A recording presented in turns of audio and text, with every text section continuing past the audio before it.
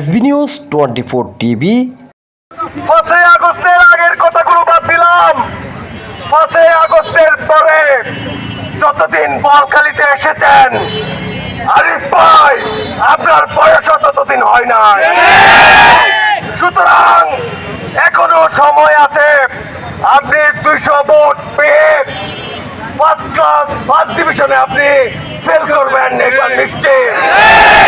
ইতিমধ্যে আমরা জানতে পেরেছি আমাদের এরশাদুল্লাহ ভাই এখন নাক ডেকে ঘুমাচ্ছেন, কারণ তিনি জানেন এনসিপির প্রার্থী হলে এখানে নিরঙ্কুশ বিজয় লাভ করবেন ধানের শীষের প্রার্থী।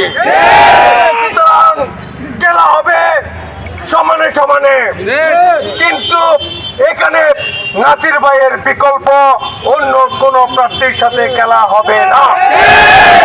সুতরাং আমি আমাদের নেতৃস্থানীয় দায়িত্বশীল ভাইদের দৃষ্টি আকর্ষণ করতে চাই, আমরা এখানে কোনো পার্টির তরফ থেকে এখানে আসি নাই, আমরা জনগণের পক্ষ থেকে এখানে এসেছি।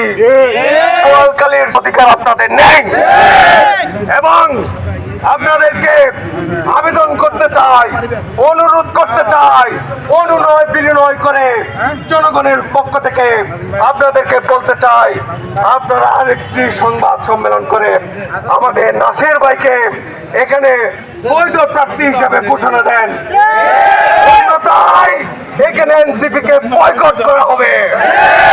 বলখালি তথা 8 আসনের জনগণের পক্ষ থেকে বয়কট করা হবে।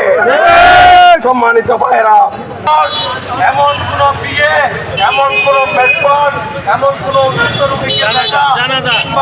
জনগণের ঘরে ঘরে যাওয়া যাবে করেছেন।